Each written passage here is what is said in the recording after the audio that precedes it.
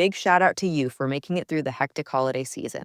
This new year, get clean, quality, pregnancy nutrient support off your to-do list, including Ritual's best-selling Essential Prenatal Multivitamin, designed with 12 traceable key ingredients to support a healthy pregnancy. With big changes coming up, take the small steps now and start today with 30% off a 3-month supply at ritual.com/podcast. These statements have not been evaluated by the Food and Drug Administration. This product is not intended to diagnose, treat, cure, or prevent any disease. Progressive brings you Flowetry with Flo.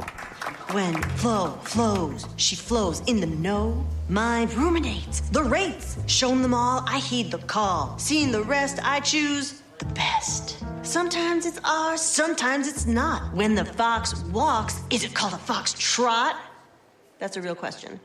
Compare Progressive Direct rates with competitors' rates. Visit Progressive.com. Progressive Casualty Insurance Company and affiliates. Comparison rates not available in all states or situations. Prices vary based on how you buy.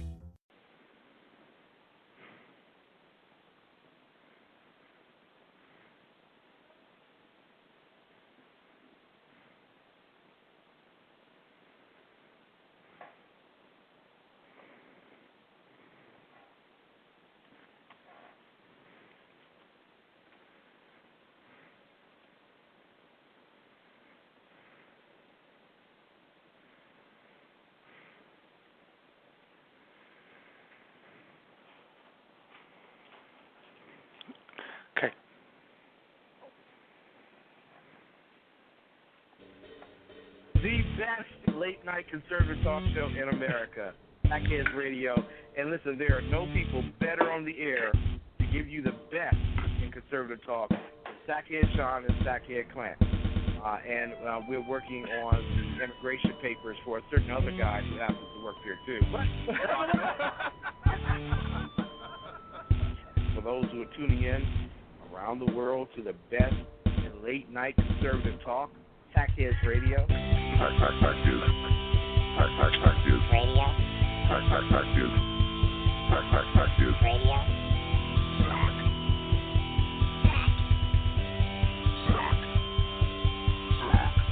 The best late-night conservative talk show in America.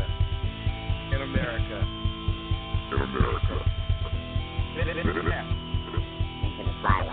And in this web was a large, I'm pretty sure it was the biggest spider I've ever seen. And good evening, everyone. I am the High Plains pundit, Dan Butcher, and you are listening to what we hope will be kind of a,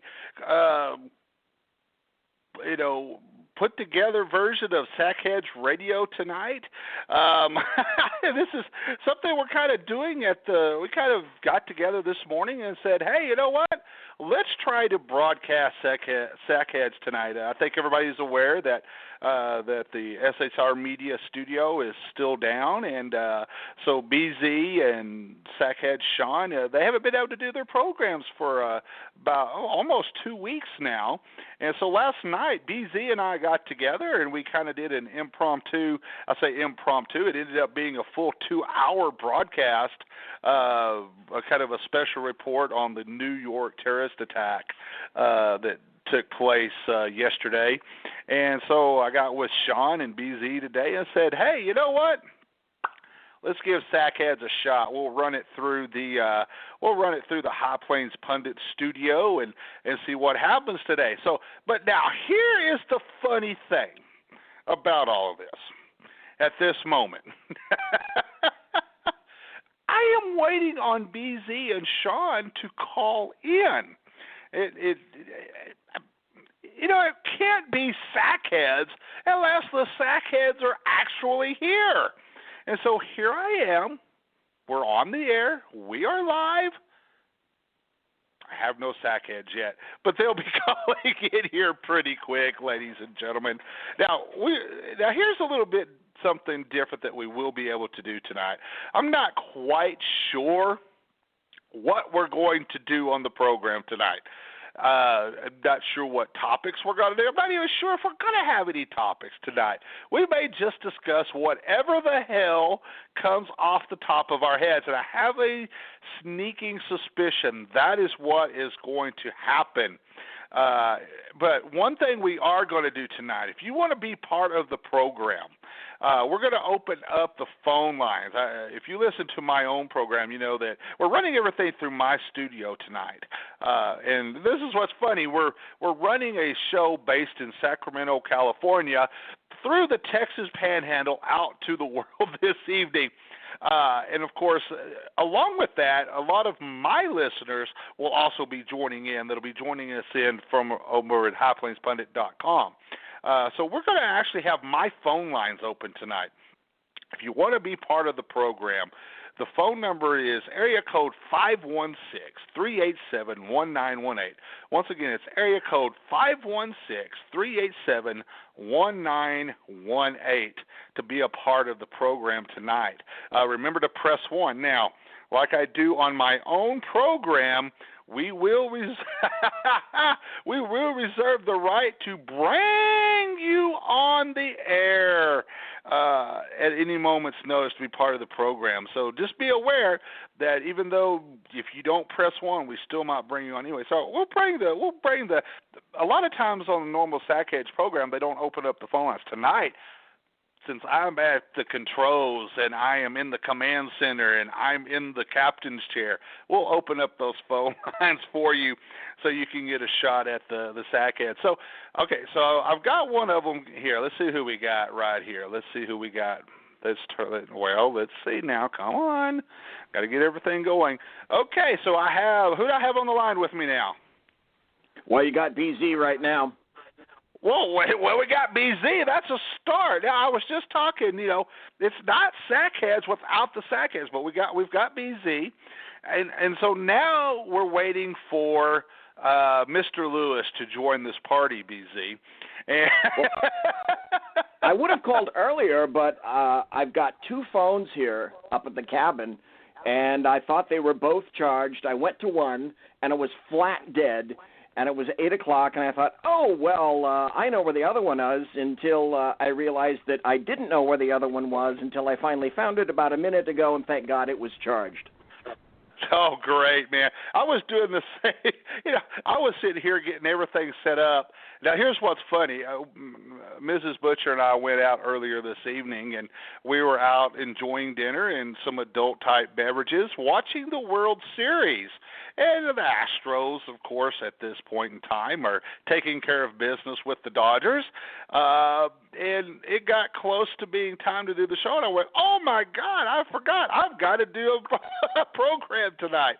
So rushed home, got everything set up, and so hopefully we've got everything ready to go.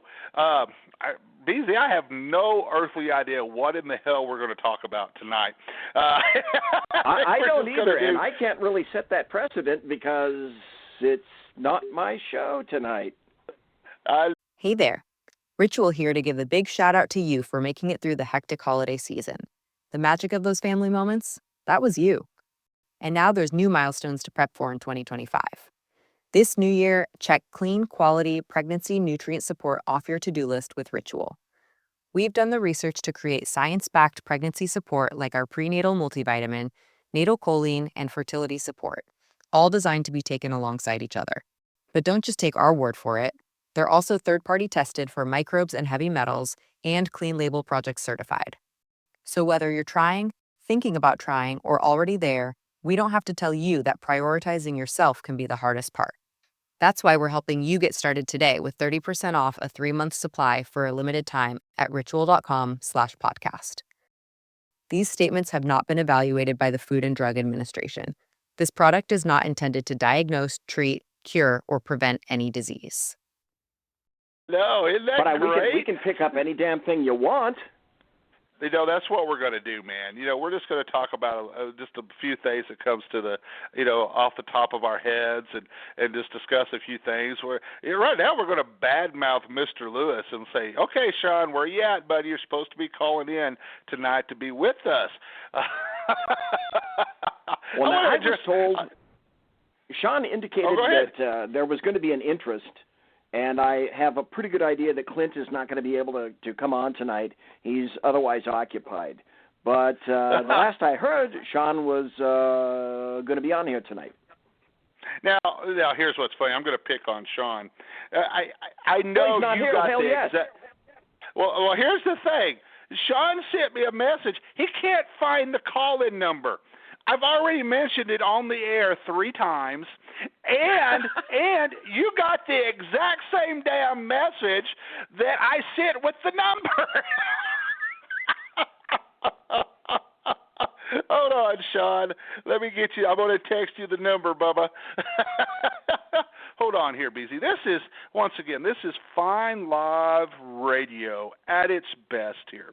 And so, folks, in case you haven't noticed, we are going to have a good time tonight. We're just going to – I think we need to have a good time tonight. Things have been so serious lately that I think this is just one of these nights that we really just need to kind of kick back and have some fun.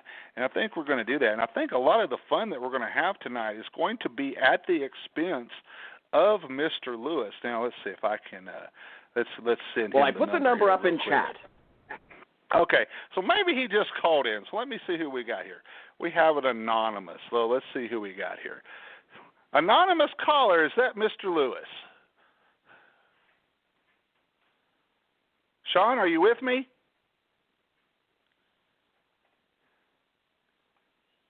Okay, so we're gonna kill that line right there. So let's do this real quick. Let's just text it to him. We're just gonna make this simple. Sometimes you have to guide Mr. Lewis along here. So let's do this. 516-387-1918. So let's send that. 1918. So let's send that to Sean so that he has a number to call in so he can be a part of his own program.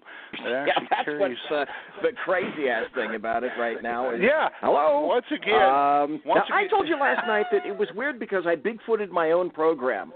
And like you said earlier, it's so damn weird because what's happening is we're having a local show on SHR Media from Sacramento, except it's not from Sacramento. And it went over to Texas, and it's being produced by you in lieu of being produced in Sacramento and then going all over the fruited plain on the Internet. How weird is that? Isn't it great?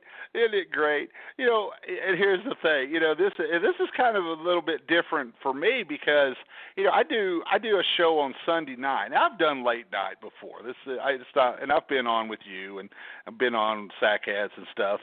But it's a little bit different, you know, when you're bringing in and helping somebody else do their show and bringing them in and what have you. You know, because, you know, I turned around. You know, we did the show last night, ended up a little after midnight. Then I turned around at 6 o'clock in the morning and did my normal program. Yeah, I heard about that because that's what you said on your promo as we were leaving last night. You said, hey, everybody, I'll be back at 6 a.m. What the hell? Exactly. Just like I said before, have I not said to you before, Dan Butcher, when the hell do you find time to sleep? It would appear the answer is, I'll sleep when I'm dead. Yeah, exactly. So BZ, I'm going to address this real quick because we have a lot of. We did have a question in the chat room about what's going on my end in the news world and stuff. And in particular, I'm going to address a comment that Dave put up in the chat. The long and short of it is, you know, about a month ago we launched the Lone Star News, which was the LoneStarNews.com. Right. And we launched that because we saw a need for another statewide news agency here in the state of Texas. Long story short, we were contacted last week by a nonprofit group that basically this group was buying up a lot of different domains, the LoneStarNews.com, different things in connection because they were in the beginning planning stages of launching a new news organization, and they had actually already filed the trademark for the Lone Star News. So they filed the trademark before we did. Okay, fair game. It ended up, these are some nice folks that are putting this together. And so we basically worked to our advantage as well. We turned over the LoneStarNews.com domain to these folks. In exchange, we're going to have a content sharing agreement. They're also going to carry High Plains Talk Radio on Lone Star Talk Radio. That's going to be a part of their website, et cetera, et cetera. So we're going to have another strong presence in the state capital here in Texas, because we already have a partnership with the Texas Tribune. So this is just another great partnership that we have established. And the version of the Lone Star News will launch after the first of the year. Now, as to High Plains Pundit, we had planned on bringing High Plains Pundit back as a local and regional website. That was the plan all along. Of course, with the developments, the necessity of that plan was sped up. So we relaunched High Plains Pundit. It is a local regional website now. Of course, we have High Plains Talk Radio and everything else that's always been associated with it. We also have a big partnership with a lot of websites, a lot of different newspapers, news organizations through New Mexico, Oklahoma, and here in Texas. Basically, of course, we also own several other local websites as well in our area. But through our partnership, our content, we have over 50 websites that we are partnered with in some fashion, either carrying High Plains Talk Radio on their websites, or we're sharing content, going back and forth, what have you. So we've put together a pretty good, large community news network that I think is going to be a really neat thing. And it's also kind of the future of news media. Recently, the FCC had a ruling where, for a long time, local news had to actually be local. If you wanted a license in a local market, you actually had to have a physical presence in that market. You had to have a physical station, a physical TV station, what have you. Well, the FCC ruled last week that's... Hey there. Ritual here to give a big shout out to you for making it through the hectic holiday season. The magic of those family moments, that was you. And now there's new milestones to prep for in 2025. This new year, check clean, quality pregnancy nutrient support off your to-do list with Ritual. We've done the research to create science-backed pregnancy support like our prenatal multivitamin, natal choline, and fertility support, all designed to be taken alongside each other. But don't just take our word for it. They're also third-party tested for microbes and heavy metals and Clean Label Project certified. So whether you're trying, thinking about trying, or already there, we don't have to tell you that prioritizing yourself can be the hardest part.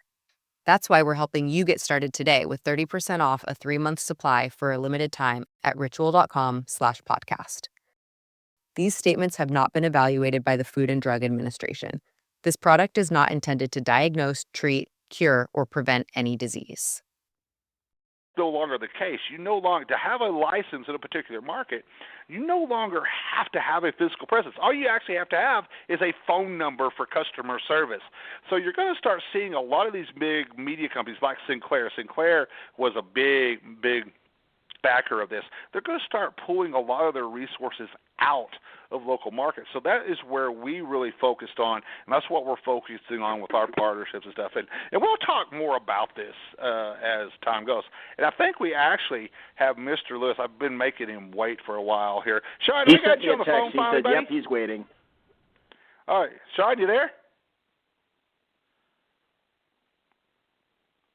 Sean, are you awake, buddy? Well, I'm here. I know you're here. Okay, now he hung up. Sean, call back in, man. What? What is he doing? I'm assuming that is him. Oh, my gosh, man. He said he was there. He said he was on hold. And I just actually brought him on and did not hear nothing from him. Let's try this again. Hold on. Here we go. Let's try this again. Here we go. Hi, John, Danny. we got you now, man. There you are. Oh, yeah. I'm right. Yeah, here Where I you been? All right. Well, funny story. I've been trying to, for whatever reason, my mic setup at home is not operating appropriately, so I could hear you the whole time, but you could not hear me. Well, it helps if you actually push the unmute button, but that's a whole nother story. Yeah. Yeah. Oh, this man. isn't Clint you're talking to, pal. Yeah, that's true. If you're Speaking talking of to Clint, Big I would Nose, say that. speaking of Big Nose, where is he tonight, man? Well, so everyone knows we're having an issue with our ISP, which, if you don't know the lingo, it's Internet Service Provider. In an effort, and I'm not going to out who they are, but I'm just going to say they're a little bombastic, and you can figure the rest out by yourself. But the reality of the situation is we had to get into some strict negotiations, some hard negotiations, and I had to send the nose himself down and see if he can get us some ISP back as soon as we possibly can. So basically, what you're saying is the particular local manager of this outfit is probably going to wake up with a horse head in their bed in the morning. Is that what you're saying? If all goes correctly, yes. He's getting a horse head in the bed. The problem is I don't know if Clint will wake up in the bed with him, just because he falls asleep a lot in random places. So who knows how that's going to work out. But Clint's nose is kind of like a horse face, right? So it actually works out well that it could be Clint who's in the bed with him. Oh. Oh, man. Okay, folks, we've got everybody on the line now. Once again, you're listening to an attempt to broadcast Sackheads Radio tonight. This is going to be a lot of fun. We're just going to kick back. We're just going to relax. We're just going to kind of go, off the top of everybody's head. I've actually got some stuff pulled up, some different news stuff that we can talk about. But I also want to encourage. I see some of the folks that are in chat. Once again, I'm opening the phone lines up tonight. This is one advantage that we do have tonight. We do have my phone lines through my studio. So if you want to be part of the program, remember it's area code 516-387-1918, area code 516-387-1918. And guys, before let me do this. Let me start with this, because I found this very interesting. Let me pull up the right deal here real quick. So we have, last night, BZ and I talked extensively, would be putting it mildly, about the New York terror attack. Now, one of the things that was very interesting that happened today, obviously this guy survived being shot by the police, so they're going to be able to talk with him, interrogate him, and get a lot of information today. And they've already started. And he's he said today how proud he is of what he's done. Yeah, and that was the thing. There were two things made today. Number one, Mayor de Blasio made the claim that this guy, it was Governor Cuomo made the claim that this guy was radicalized here in the United States. So that's one thing I want to get you guys to comment on. The other thing was that this guy like Sean said, he was very proud of what he did, and he was actually requesting an ISIS flag in his hospital room. So with that, Sean, I'm going to turn it to you first, because we haven't heard your comments on what took place in New York yesterday. Well, first of all, the fact that he yelled Allahu Akbar, the fact that he used this style of attack that's been popular in Europe, he took the pictures, he's pledged to ISIS, he's asking for the flag. Based on the investigation that was done at the Pulse nightclub shooting as to the inspiration behind the attack, we can't quite say it's terrorism yet, linked to ISIS. We're not ready to make that determination. We don't want to hurt any feelings. We have to be 100%. And, listen, I'm obviously being extremely facetious right now. This guy is a full-blown ISIS member. He's a full-blown terrorist. He had the intent to take as many lives as he possibly could. And I'll tell you right now, the fact that he emerged from the vehicle, and BZ, I'd like to get your take on this, but emerging from the vehicle with two fake weapons, was kind of weird to me. I don't know if he was going to try to hijack another vehicle and keep going. I don't know what his plan was. I'm sure it was to be martyred and be killed by the police on some level. But I also thought that was really strange considering it's New York and you can go to parts of New York with $50 and get some really high-end firearms. So I was really, really shocked by that. I'm not shocked that it happened here in America. I wish I was. We've become complacent. We've accepted this as a potential norm in this country. Our friends on the left have been completely accepting of the fact that, hey, you know what, this is going to eventually happen. And even though they'll say this is horrible, and it is, they're not going to make any changes to try to stop it from happening in the future. You know, it's really kind of sad to me that this isn't getting the amount of outrage that you would expect, considering this is the first real ISIS-inspired vehicle attack in this country, and we know there's going to be more. Let me address something real quick, and I want to bring BZ into this. It is certainly my impression that I'm getting from the news media versus what we've seen with the coverage of this terror attack versus the news coverage that we saw with the Las Vegas shooting. And BZ and I did a lot of comparisons back and forth between the two different incidents and comparing them to last night. But one thing we didn't really get into was, you know, the press, in particular the radical leftist press. They were looking in every possible corner they could find to try to find some connection between the Las Vegas shooter and Donald Trump. They were trying to find any connection they could between the shooter and some radicalized white supremacist group, et cetera, et cetera. They went out of their way to try to say, hey, you know what, this guy's a radical right-wing, gun-loving, Bible-toting, da-da-da-da-da, killed a bunch of people. And they went after that, and you heard those different narratives trying to do that. With this guy in New York City, it's almost like they've gone out of their way, and quite honestly, they have gone out of their way to downplay the fact that this was an Islamic terrorist attack. You don't have – name the last time you saw a Christian carrying out a terrorist attack like this in the name of Jesus Christ. You're talking about a guy that carried out a terrorist attack in the name of Muhammad. And but certainly the media, BZ, they are here in the United States, particularly, and even more so the international press. They are going out of their way to downplay the fact that this was an Islamic terrorist attack. Yes. So it's, and BZ, if I may, it's amazing to me. I go back to there was a shooting at the abortion clinic about 2 or 3 years ago in Colorado, I believe it was.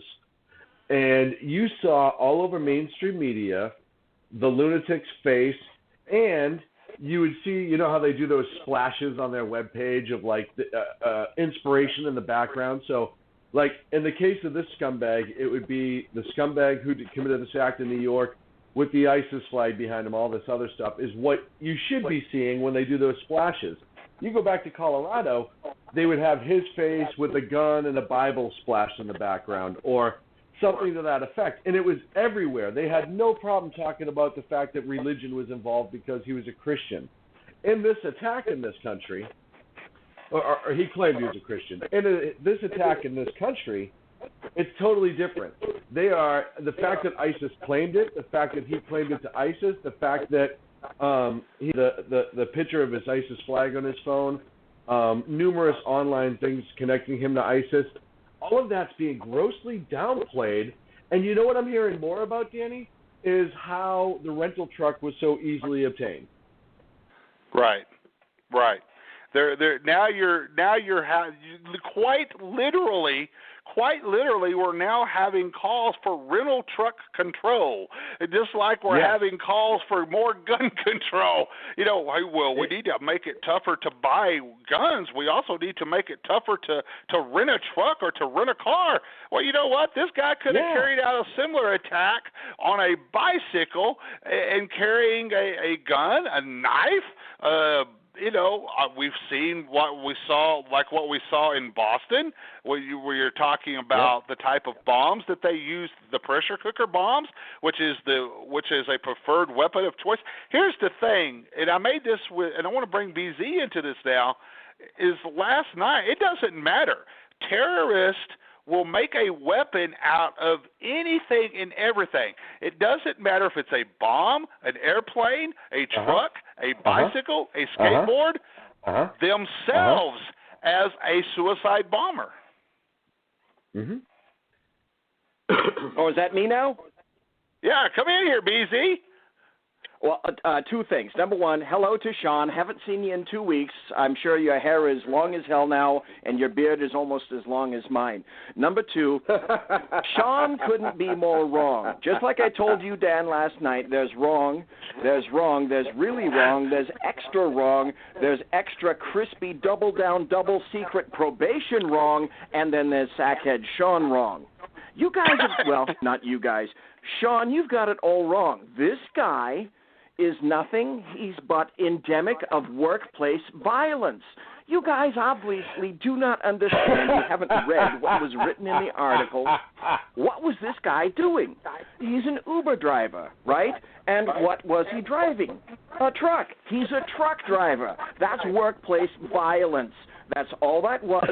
The violence occurred around his truck. Listen, that had absolutely nothing to do with Islam. My God, I wish you guys would get with it.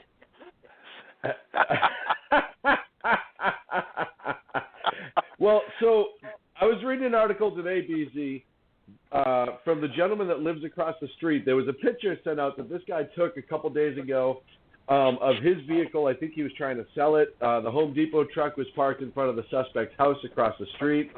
And if you read the interview with the guy goes, hey, he seemed like quasi-normal. He'd wave at you as a neighbor and stuff like that. But there was always 2 or 3 other guys hanging around him with long beards. They were always going places together in that truck that's become kind of a mainstay on the street for the last few weeks. And, he even was smart enough at one point. There was a disagreement between the guy who was being interviewed and one of the suspect's friends. And the suspect came out and quelled the argument, probably because they didn't want the police called. But talk about hiding in plain sight. And I bet you, just like San Bernardino, as we go on, we're going to learn more and more that there are going to be signs that this was going to happen, and people ignored it because of political correctness. Mark my words. Well, that already happened. That already did happen. ABC News said the feds interviewed this guy in 2015 about terror ties. So the federal agents already talked to this guy, but they never opened a case against him, and ABC News found out about that. Well, if there's enough about him back in 2015, it's like, okay, the first thing you have to ask yourself is, who influenced whom? If you guys have read the book about 9/11, the Looming Tower, by Lawrence Wright, Al-Qaeda and the Road to 9/11, what we knew about that before 9/11 is the fact that just like 1993, just like the USS Cole, just like the first World Trade Center bombing, these guys are talking in big language, and for whatever reason, we're deciding not to listen. Well, the funny thing about Islam is the first thing that I'm taking out of this is Islam is not shy. It will tell you exactly what it wants to do. It wants to kill your ass in any way possible. You either must convert or you're going to die. So why is it that we consistently have to know information, look at the information, attempt to analyze the information, and then in retrospect we found out, we knew about this guy. but we didn't really want to do anything about it back then. Like the San Bernardino killers, whose neighbors said, well, we knew he was a fucktard, but we didn't want to say anything about it because everyone else, the mainstream media maggots, would all excoriate us, including, sadly, these days, the police. Yeah, well, first and foremost, did you say, yeah, that's not the point. You said back in 2015 that he was interviewed by the Feds, and yeah, he was listed as a point of contact for two guys who were already listed in a Department of Homeland Security counterterrorism database, and they overstayed their tourist visas. So one was flagged after he arrived from a threat country, duh, and the other guy just vanished and was then being actively sought by those federal agents as some kind of a suspected terrorist. So we knew about him in 2015. Hello, DHS. Let me tell you. Here's the funny part, because I want to make a correlation here really quick, Danny, and I'm sorry to cut you off, but no, you go ahead. Not sorry. Yokars and Nayev. But there's an amazing comparison to make between Tamerlan Tsarnaev, the older brother in the Boston Marathon bombings, and this guy. Both of them had contact by the federal agents prior to the attack. In Tamerlan Tsarnaev's situation, the equivalent of the FBI in Russia contacted our FBI and said, hey, watch this guy. He's coming from a really bad place and he's going to do bad things. Our FBI at the time said, we get nothing. They, quote-unquote, scrubbed him and sent him on his way. The Boston Marathon attacks happened. Once again, you have a contact with federal authorities, even though it wasn't him specific, related to him for terrorist investigation. They did nothing. And by the way, this is not the FBI now. This is the FBI under President Obama. And the FBI did nothing, and now we have 8 Americans dead and scores injured. There's a serious comparison between the two, and it has to make us as a nation wonder, hey, how many people entered the country during that time when the vetting was not what it was supposed to be, when it was the Chuck Schumer lottery, when it was all of that shit, are walking around the streets right now easily because the feds were so afraid to say, hey, these guys are murderers and potential terrorists, we're not letting them in. 2 major terrorist incidents in this country in the last 5 years, 6 years, both of them, the main actor was on the radar of the federal authorities, and not a goddamn thing was done about it. But now, you will have people come out and say how he was radicalized here. Oh, he was radicalized domestically. Yeah, but his inspiration was international. It's the cart before the horse, right? Where do you turn around and say he was radicalized? Was he radicalized in the chair that he was sitting in when he became radicalized? Or is it from the inspiration that radicalized him?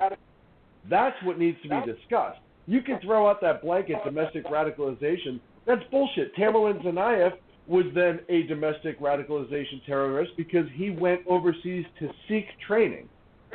But he's an international terrorist because he was tied to a group in Chechnya. They trained him. So it's that snowball that's being thrown around again. Now, Sean, let me throw a little more fuel on the fire with this discussion, and I want to get the take from you and BZ on this. And BZ and I kind of touched on this a little bit last night.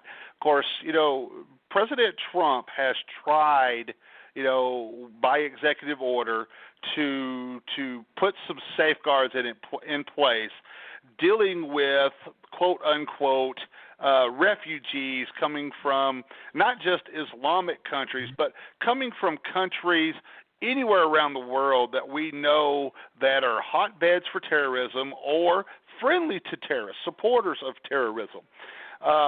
But yet we still have, it seems that we have 2 radical judges in the state of Hawaii that keep ruling that these executive orders are unconstitutional, blah blah blah. Now, here's the point I want to make, and I made this point last night with BZ, is that by the time a lot of these quote-unquote refugees or what have you get here to the United States, they have already been radicalized. They have been radicalized in their country of origin, and by the time and they're wanting to really, they're already wanting to kill us there. But by the time they get here, it has really built up inside them. They're really ready to go. Now, this is the point I want to make, and this kind of ties in with what President Trump is trying to do with his executive orders dealing with the refugee situation coming from some of these really questionable countries, especially Islamic countries that are hotbeds for terrorism. A lot of people do not realize that the biggest problem that we have with illegal immigration or with illegal aliens in the country right now is not actually people coming across the border. Bear with me on this, okay? The biggest problem that we have right now as far as illegal aliens, illegal immigration, folks, these are not undocumented aliens. They're not undocumented citizens. They're illegal. But the biggest problem that we have right now with illegals has to do with people that come to this country. And a lot of these folks are coming from countries that are radicalized, that are strong supporters of terrorism, strong supporters of radical Islam, what have you. I know there's some people that are listening tonight that will argue there's no such thing as radical Islam, that Islam is Islam. That's a discussion for a different night. But in this particular case, the biggest problem that we have with illegal immigration right now are folks that come to the country. They come to the country legally. They are here, and then all of a sudden their legal status expires. Okay, and once that legal status expires, guess what, ladies and gentlemen? They're in the country illegally. Well, do you think these folks voluntarily go back to their country? No. What they're doing is, this is not happening by the tens. This is not happening by the hundreds. This is happening by the thousands of people are disappearing under the radar because they have overstayed their status here in the United States. They've overstayed their actual legal status. And these are the type of folks that we're seeing more and more of that, guess what, ladies and gentlemen, that these folks are the ones carrying out this terrorist attack. The same thing happened with all of the terrorists that carried out the 9/11 terror attacks. Every one of those folks that carried, the majority of them from Saudi Arabia, most of those folks had overstayed their legal status here in the country and slipped under the radar. And when they reappeared, they were flying airplanes into the World Trade Center, into the Pentagon, et cetera, et cetera. Your thoughts, BZ? The whole system is flawed. The whole system is flawed. The federal government went out of its way, if you remember, when all the children were coming in, to put all these people together and hide them. They purposely decided that they were going to hide them. But even though we're having all these people coming in, for example, on this ridiculous diversity visa thing. Right. Most of these people in 2014, okay, the State Department gave 22,000 diversity visas to Africans. 18,000 of them were to Europeans. From that means that they come from, let's say, this guy came from Uzbekistan, okay? Great databases in Uzbekistan. We talked about this last night. Okay, what kind of a database is there in Kazakhstan or Uzbekistan or Azerbaijan or Turkmenistan or Tajikistan or Kyrgyzstan? So we can go right into these databases and know exactly what these people are, who they are, like the Syrian database. We need to have all these people in here. Stop. What do we know about jobs right now? Let's even forget any of the immigrants that are coming into the United States right now. Let's hold that aside, Mexico included. Let's look at things with a bit of practicality. Where the fuck are these people going to get jobs? United States citizens right now are losing jobs left and right because jobs are leaving for cheaper countries and then not coming back. And then technology is kicking the arse out of everyone else. People are saying, well, we need more Mexicans to pick more fruit. Well, guess what? There are machines being developed even now, as we speak, to these jobs. Technology is going to take over a massive percentile. People are saying in 30 years, probably 40% of the jobs that we know now will be gone. Now we're importing, we're going to go out of our way to import even more people like this guy from Uzbekistan and purposely import them into the United States for what purpose? To make them, to place them on the government tit? This makes no sense whatsoever. 0 cents, nada, zip, zilch. Sean, what do you think? Well, first and foremost, I tell everyone, have you ever seen the movie Back to the Future, the original, when he goes into the cafe and it's Max Headroom and it's all automated? That's where we're going, and that's where technology is going to send us, whether we have these people in our country or not. People want to relate the two all the time, that, well, because of this that you're getting the automation. No, it's because businesses progress and they say, hey, we can do this more efficiently and with less human error. And that just because we may not like it as a people, that doesn't mean that businesses aren't going to do it. You've seen it with McDonald's. They've already started it at McDonald's. They've started it. How many things are automated now? Parking garages.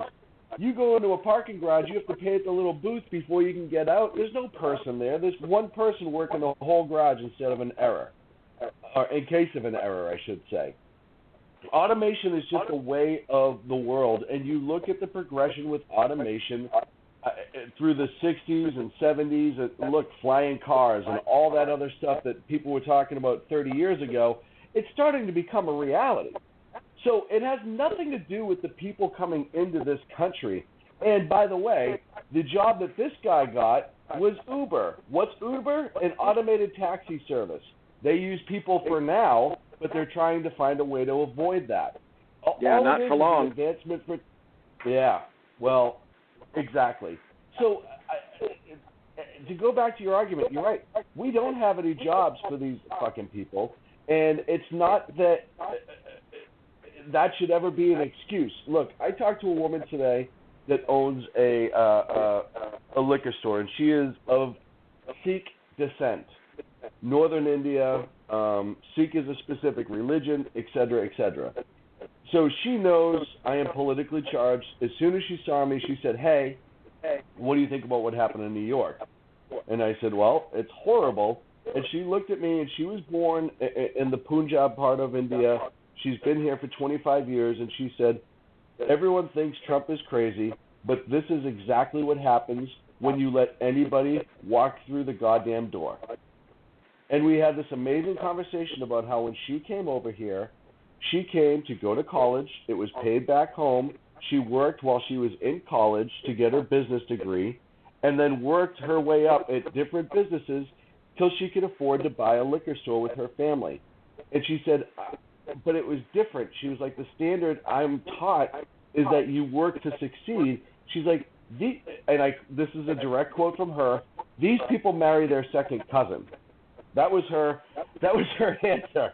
It's like, hey, you're bringing these people in from places where there's no technology, they have no education, they don't plan on an education. Like you said, BZ, they're going to end up on the government teat and or radicalized and blow us up, is essentially what she said.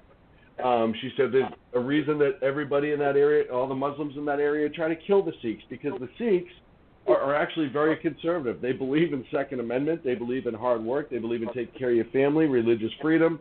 And she had that whole, she's like, there's a reason I vote Republican now. She's like, I didn't realize it till 10 years ago.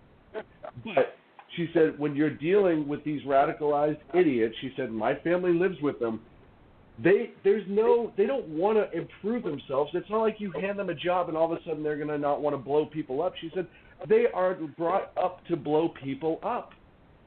They're radicalized. They're radicalized for a reason. If they're not brought up to blow people up, They're brought up in a religion that is very, quote-unquote religion, that is very easy to twist into violence because of the amount of brainwashing that goes with it. I'd like to throw in one other thing. Back in 2010, Angela Merkel, who purposely went out of her way to import almost 2 million Muslims into Europe the past year and a half or so, back in 2010, she was quoted as saying that she said the so-called multiculti concept where people would live side by side did not work, and immigrants needed to do more to integrate, including learning German. And that was then during an anti-immigration feeling in Germany. They had a survey that they did back then that says more than 30% of people believe the country was overrun by foreigners. That's back in 2010. So one of her direct quotes, again, 7 years ago, is, "We kidded ourselves a while." She said, "They won't stay. Sometimes they will be gone, but it isn't reality. The approach to build a multicultural society and live side by side and to enjoy each other has failed, utterly failed." That was a speech from her in Potsdam in 2010. And BZ, we've talked about this before. The difference was with immigration before and immigration now is people wanted to immigrate to this country to be an American and live the American dream. Now people want to immigrate here to use the country, send their money back home, and then leave it. Equate it to like a Kmart. Have you been in a Kmart in the last 5 years where there's like 2 employees walking around and there's just shit on the floor, nothing's up on the walls? It's just it looks like it's been out of business for 4 months, but they still have somebody at the cash register. That is what now a lot of these individuals want to do, is come here, and this is just people that actually are economic-based, not religious terrorists, but they want to come here, pick the country dry, and go home. Now you mix in these terror suspects who are blending into a lot of these people, and not everybody, and I know that. There are immigrants that want to come here to be American still. I absolutely understand that and acknowledge that. But let's face it, we've seen more and more with the advent of wire services and PayPal and all these other things, the increase of money leaving this country to go to these poorer countries where their families can live like kings and queens because somebody, auntie, uncle, mom, dad, whatever, came here and worked for 10 years at a minimum wage job and set their family up for the rest of their lives. Well, there's another aspect that goes on here. It's division versus unity. Now it's gotten to the point where people come in and we used to ask them to unify. We used to ask them to assimilate. We used to ask them to learn English. We used to ask them to integrate into our schools and to become an American. Now essentially we tell them, well, no, as a matter of fact, we don't really have an interest in that.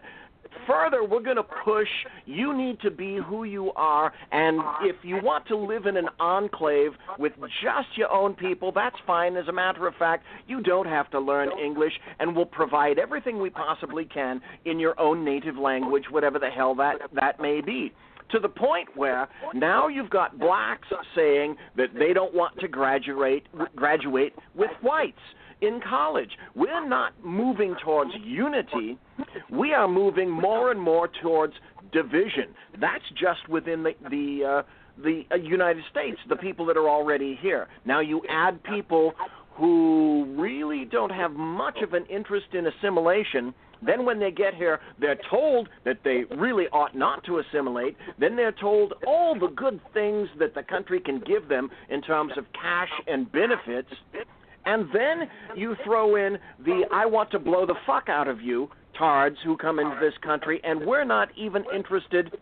What happens to a nation, Dan and Sean, what happens to a nation when that nation is no longer interested in defending itself? What happens? See Somalia. Exactly. You become that. Quite honestly, that's the progressive's ultimate dream: total destruction of the state. And eventually, it will cease to exist. And then that's where open borders comes into all of this, right? We've heard about open borders time and again. Well, if you don't have borders, then, everyone can trade more free and all this other bullshit, but you also lose that individuality. And we've talked about this before. There are people in our government, highly elected Democrats, who absolutely, for the love of God, do not believe in the greatness of this country and do not in any way, shape, or form want it to exist. So they want to open the borders. They want to bring these people in. They want to destroy it. It's not only Democrats. You're right. Don't stop at Democrats. Don't stop right there. Let's back up a little bit. What was the first story out of NBC News following that terrorist attack? Because I'm looking at it right now. It says storyline, NYC terrorist attack. The headline is, under NBC News, here's what they're concerned about. Muslim Americans again brace for backlash after New York attack. Umar Ahmad, a 43-year-old Muslim American physician from New Jersey, was in his Trenton office when he heard that a rented pickup truck had deliberately driven down a path in Lower Manhattan. My initial reaction was obviously concern and shock over what happened. And then basically I was wondering if it was a Muslim who did it. Yeah.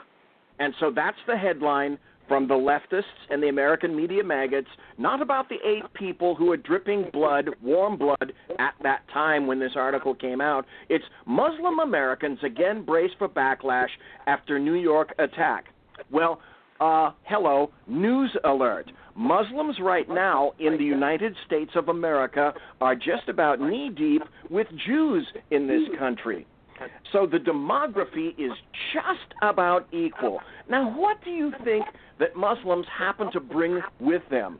That's right, a total and utter disregard for mores of the United States and Western culture. I'm going to say something that I've said for quite some time, and you can either go along with it or you can't, depending on what your belief system is. But I'll go to my grave saying this. There is no such thing as a moderate Muslim. If you think there is such a thing as a moderate Muslim, you're deluding yourself. The only moderate Muslim is a Muslim who isn't doing it right. I've read the Quran. I've read the Hadith. I've looked through the Shuras. I've got 2 copies of the Quran that I'm looking at right now. I've read this stuff over and over. Robert Spencer, you name it. All of these people that are involved in this, The people that you think are moderate Muslims are minos. They're Muslims in name only because they just don't have the guts to do what it is that Muhammad, a pederast, told them to do. Kill the infidel. Period. End of statement. Well, I mean, how do I argue with that? Guys, I want to bring, if I can get this article to come back up here, because obviously, of all things, I'm having slow internet. It's the curse you and I were talking about earlier. But let me bring this in real quick. The gist of this article, maybe I can get this to come back up right. What in the world is going on here? Well, I'll just paraphrase what the gist of this article was. I really wanted to read it, but for some reason I can't get stuff to work properly. But this is an article in USA Today, and this kind of ties to what we were talking about earlier. Maybe I can get this to come back up now. Here we go. Okay, the actual title of this, and now this is not an opinion column from a columnist. This is the actual editorial stance of the editorial board of USA Today. And it was published today, and I will share the link in the chat here in a minute. But I had to kill the chat for a second so I could bring this back up. But the title of this editorial is "New York City Terror Attack Signals a Weakening of ISIS." Okay, and now the subheadline, yes. Now, if you think that is bad, the subheadline of this editorial says, President Trump, as usual, makes a bad situation worse, our view.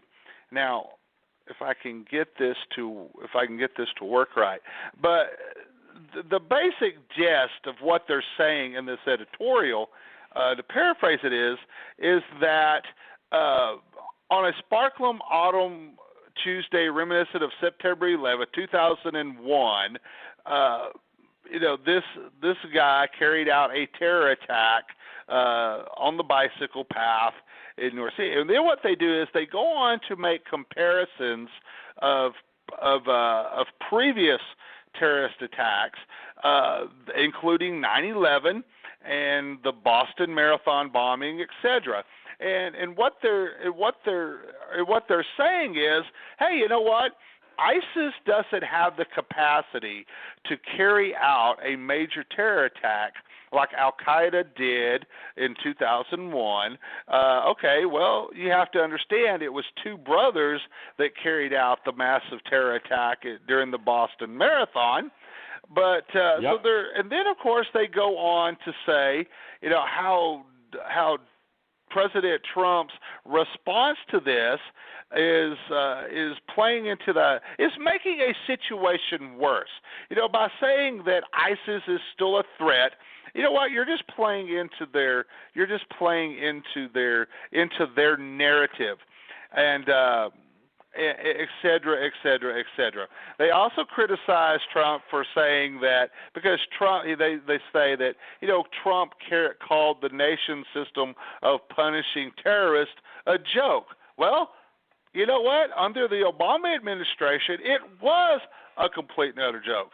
Now, my response to this, and I will put this in the chat because this is actually the USA Today website. It's just being really wonky and trying to respond. But the basic gist of all this, and my argument is, and you and I talked about this last night, BZ, is it's not the massive attack or the lack thereof. The terrorists, whether it be the Islamic State, whether it be Al-Qaeda, yes, ladies and gentlemen, despite what the Obama administration tried to get you to believe, the Al-Qaeda is still a potential threat to the United States as a terrorist organization, whether it be Hezbollah, whether it be any number of other terrorists that are supported. A lot of them are supported by who? Well, of course, they're supported by Iran, using money that the Obama administration was more than happy to give them to help fund terrorist activities. Oh, and help fund their nuclear program. Oh, and by the way, they're sharing technology with South Korea and blah, blah, blah.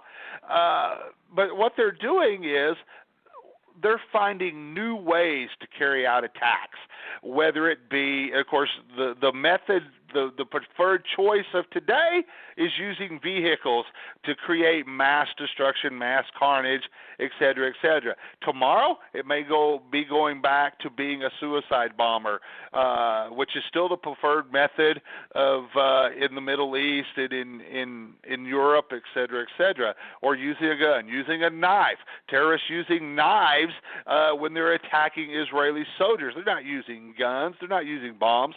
They're using knives to attack. The 9/11 hijackers used box cutters to hijack the planes and then used the planes as a bomb themselves to crash into the World Trade Centers. So it's not what USA Today is arguing here is, well, you know what? Because of the scale of the attack, this was less of a terror attack than what we saw on 9/11 or in Boston or what we saw in Orlando, et cetera, et cetera.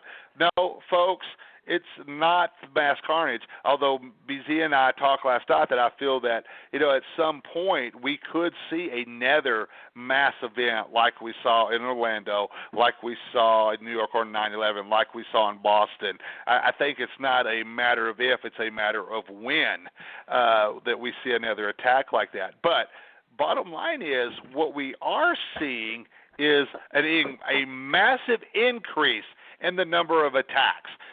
We've seen the massive increase of attacks, whether it be in London, whether it be in Paris, whether it be anywhere around Europe, et cetera, and now we're starting to see an increase of these types of attacks here in the United States. And I think you're going to see more and more of these around the world. And I don't think any country is immune to this right now. So, well, Danny, I think let me finish this real quick. I think this comes back into play where USA Today is actually downplaying the serious threat of Islamic terrorism. Sean, go ahead. Thank you, BZ. So, Danny, a couple of things, right?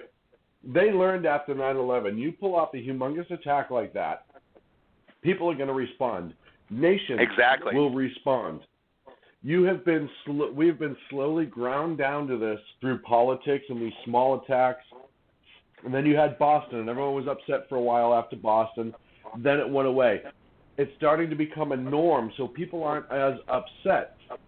Once we start having these regular attacks more and more, and it's become accepted and complacent, and excuses are made for them, the attack's not the focus, it's the inspiration, etc., then you can have these larger attacks, and people won't be as upset. So you look at that, and that's what they're doing. They're grinding us down. They're nudging us. They're wearing us down to it becoming acceptable. And then they can do the larger scale attacks, and because we're already programmed to accept it, and you look at what Muslim nations have done through the years, when it comes time to take more land from their neighbors, ask the Sicilians, right? They started by taking the coast, and then they kept moving up. They wear you down. This is what they do. They grind you to submission. They don't have the numbers to just storm in and overtake a nation. They have to grind you to submission. And that's what's being done, and it's allowed to be done through these bullshit immigration policies and excuses as to why this happens. BZ, go ahead. I'm going to say something very dark, but I think inherently in your own hearts you know it's right. But it's so sad that I even have to consider thinking or saying this in the open. You know when things are going to change? You know how things are going to change? They're going to change when de Blasio's granddaughter gets her lungs blown out in a mall from a suicide bomber. Then de Blasio might get just a wee bit of a change. What's going to happen is that you're going to have McCain's daughter, for example, if she gets killed by someone who guns down in the name of Allahu Akbar at a gas station. Things may change. And then you're going to get maybe a series of defense attorneys who have a truck bomb placed outside their office building, and right across from that is a federal building, and then that detonates, and then we find out that it was done in the name of ISIS in terms of Allahu Akbar. Only until people in positions of power are killed, raped, murdered, sodomized, slashed, lacerated, had their lungs blown out all over the landscape, just like everyone else in the United States, only when it comes home to roost to them personally will it change. Sean, here's the major difference. The Hawaii judge that said that, we have to get rid of Trump's travel ban. And then you had a judge in Boston who said, fuck that, I'm not going to allow that. Now, what was the difference? Oh, that's right. That was the Boston bombing, because that became personal. Yes, it was. That was personal for that judge. And he saw exactly what happened right there in front of his fucking face in Boston. And all these other perfumed princes and princesses who ride around in their armored limousines with people festooned with guns in their personal protectorate are not affected. Until they start to get affected, personally, this shit isn't going to change. Or the corollary to that is you're going to have a big mushroom cloud occur over a major American city. And then they can sit back and go, but that diversity visa program was really important, wasn't it? I want to remind everybody tonight, number one, you're listening to a commercial-free version of Sackheads Radio, an impromptu version of Sackheads Radio. We're actually broadcasting Sackheads through the great state of Texas tonight. If you'd like to join in the conversation, I have the phone lines open. Please call in. It's area code 516-387-1918. Area code 516-387-1918. And guys, if you don't mind, if you guys are done addressing the New York terror attack, are we ready to move on to a different topic, or you want to keep talking about this for a little longer? I'm ready. I beat the hell out of it last night. Yeah, BC, I've got almost 3 hours on this particular subject.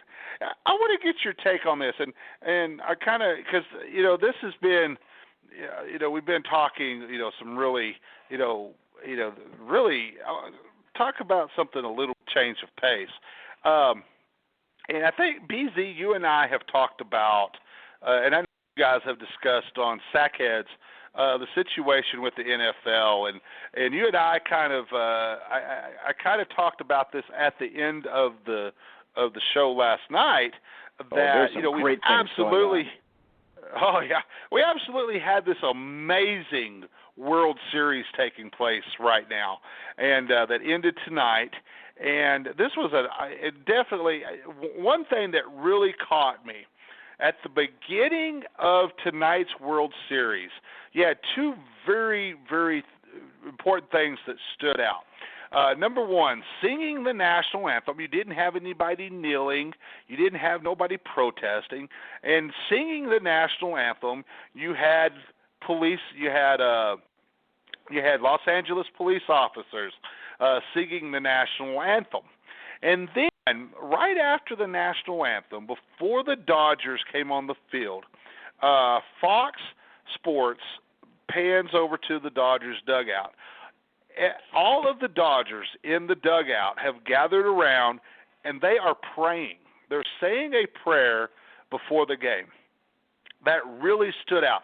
Those two things before the game really stood out. The prayer by the Dodgers and the national anthem being sung by the police officers.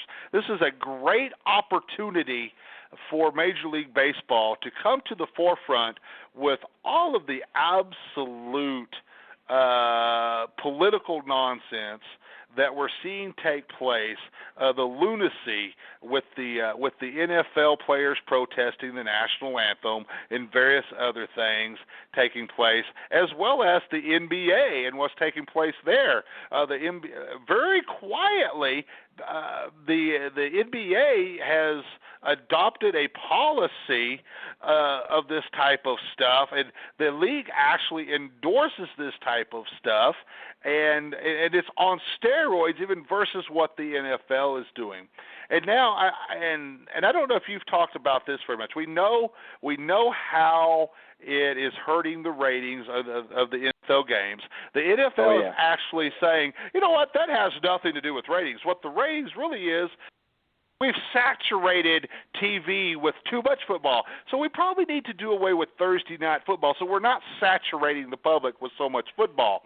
ESPN, which had its own problems before the NFL's, is because of a lot of the stances they've taken politically, is now losing and hemorrhaging money, laying off staff, not just behind-the-scenes staff, but actual on-air talent, not by the tens, but by the hundreds.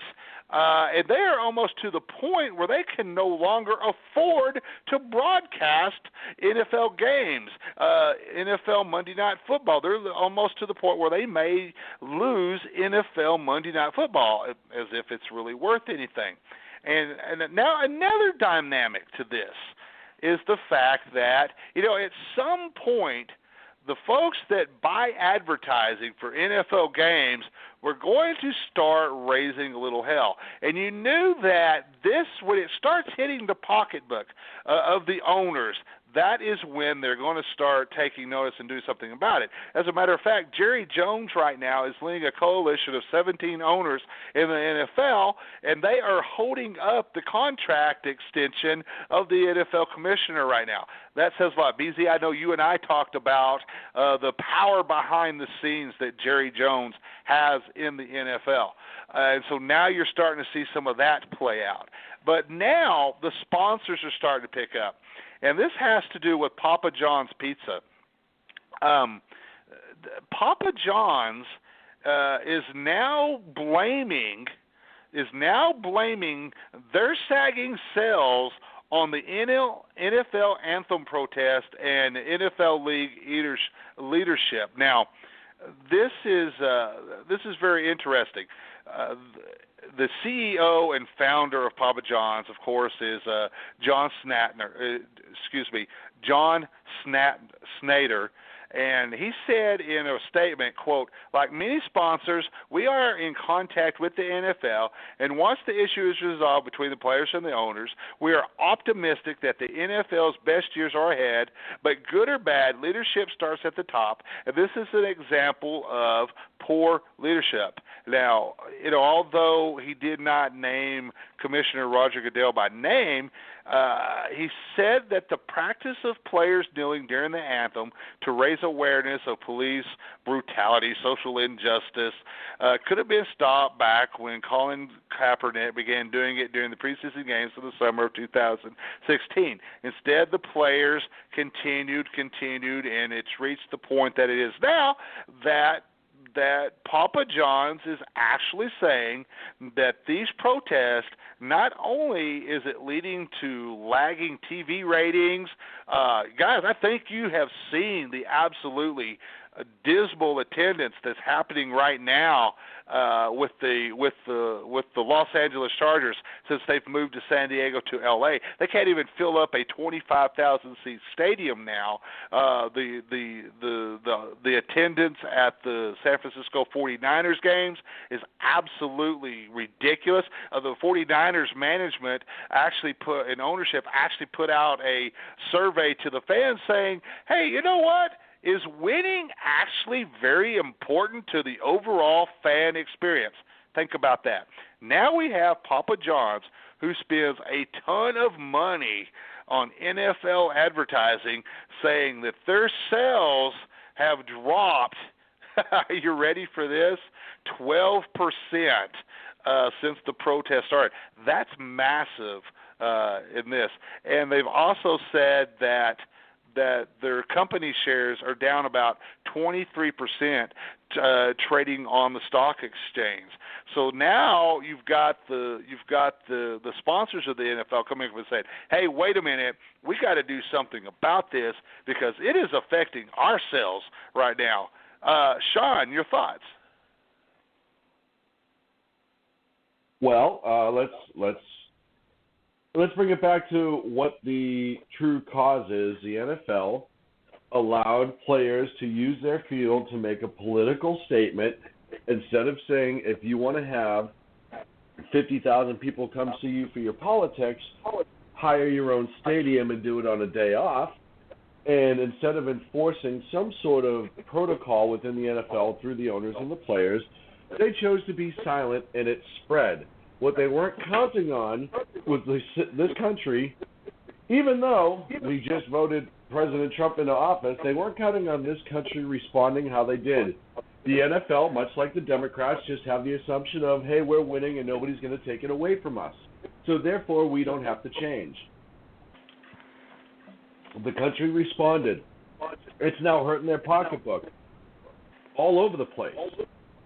And anybody who's related to them, you mentioned ESPN, Papa John's, all these other companies who used to ride that gravy train without any sort of issue are now suffering majorly.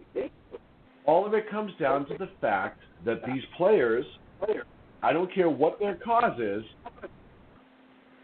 turned around and said, hey, NFL owners, we're hijacking your game, your stadium, what people pay you to come see for our individual political statements. People don't like it. They're now pissed off, and the NFL is scrambling, so much so that they had a bullshit thing about a week and a half ago with Roger Goodell talking about how they want to address the kneeling issue and trying to put up this whole, like, we encourage our players to stand and we don't want to see this practice continue, but we're not going to take a hard stance on it because we don't want to make people feel icky. We don't want to be sued. We don't want to seem like the racist bastards who told them they have to stand for the flag.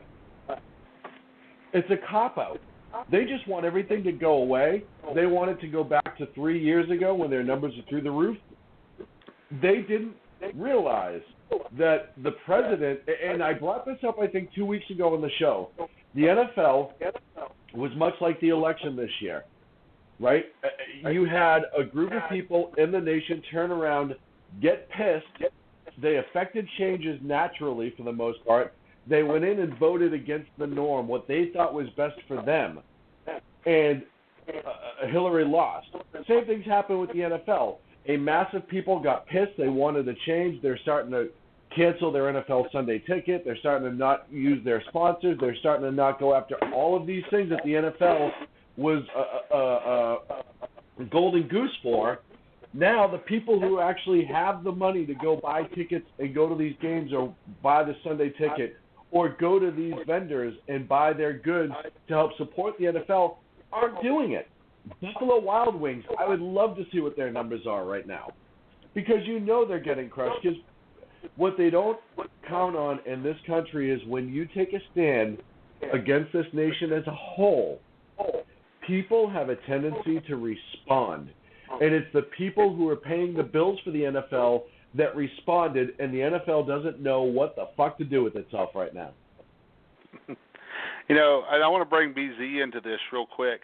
But, you know, like I mentioned at the beginning of the show, you know, Jane and I went out tonight and had a little bit of dinner. We were sitting in one of our favorite restaurants. It also has a nice little sports bar attached to it. And we're sitting there and we're partaking of some adult beverages and eating dinner and watching. Everything is panned to the World Series tonight and what was taking place there. And then some of the conversations you're hearing had to deal with talking about how impressed they were with the product and how Major League Baseball was presenting themselves and different things like this. And there was a lot of criticism being amongst the people here. And, you know, I'm very attuned to when especially when you're almost listening for this type of conversation, you know, say, hey, is somebody fixing to start bashing the NFL? And they sure will. They were talking about, you know, how bad it was and how great they were to see this taking place with baseball and everything that was happening there. BZ, your thoughts? Well, number one, do you remember about maybe it was a month and a half ago when you said, you know, BZ, I got to tell you, when I call you a show and I talk to you on the phone, I get up and I pace around all over the place. Yeah. And just want to tell you, Dan, it happens to me in reverse. Now that I'm calling into the Sackhead Show, I'm pacing all the hell all over my cabin.